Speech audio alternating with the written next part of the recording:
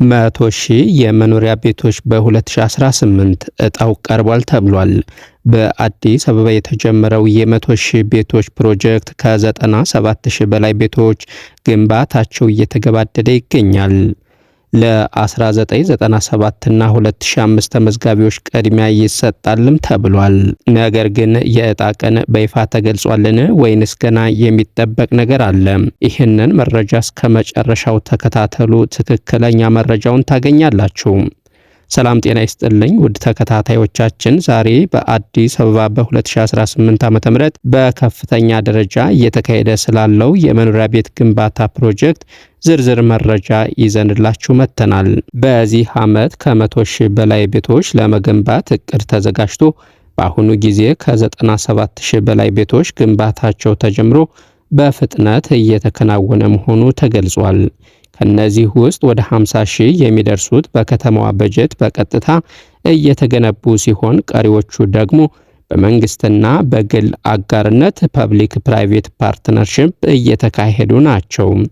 የከተማዋ ከንቲባ አዳነች አቤቤ እንደገለጹት የቤቶቹ ግንባታ በፍጥነትና በጥራት እየተከናወነ ሲሆን አንዳንዶቹ ፕሮጀክቶች እስከ መጨረሻ ደረጃ ደርሰዋል። በተለይ ለ1997 እና 2005 የኮንዶሚኒየም ተመዝጋቢዎች ቤቶች በዕጣ እንዲተላለፉ ዝግጅት ተደርጓል ተብሏል።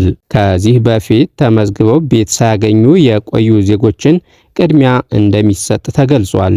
ይህም ቀድሞ የተከማቸ የቤት ፍላጎትን ለመቀነስ የሚደረግ እርምጃ መሆኑም ተጠቁሟል። በከተማዋ ታሪክ ለመጀመሪያ ጊዜ 27 ቢሊዮን ብር በጀት ለቤት ግንባታ መመደቡ ትልቅ ምልክት መሆኑ ተነግሯል። ከዚህ በተጨማሪ ከኢትዮጵያ ንግድ ባንክ ጋር ያሉ የፋይናንስ ጉዳዮች በመቀነስ በጀቱ በቀጥታ ለልማት ስራ እየዋለ መሆኑ ተጠቁሟል። በአጠቃላይ የቤት ልማት ፖሊሲ በቅርቡ መጽደቁን የገለጹት የኢፌዴሪ ጠቅላይ ሚኒስትር አብይ አህመድ በሚቀጥሉት 5 ዓመታት 1.5 ሚሊዮን ቤቶች በመንግስትና በግል አጋርነት ለመገንባት እቅድ መኖሩን መግለጻቸው ይታወሳል። እንዲሁም የሞርጌጅ ስርዓት ለማስጀመር ዝግጅት እየተደረገ መሆኑ ተነግሯል።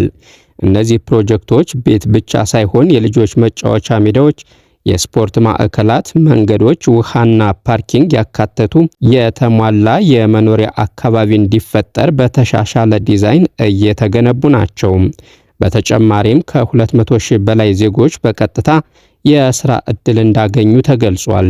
የግንባታ ስራው በሽፍት 24 ሰዓት እየተከናወነ መሆኑም ተጠቁሟል።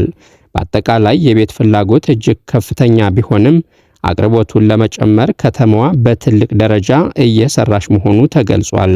በቀጣይም ተጨማሪ ፕሮጀክቶች እንደሚጀመሩ ተጠቁሟል። ውድ ተከታታዮቻችን፣ ስለዚህ የቤት ልማት ፕሮጀክት ምን ያስባሉ?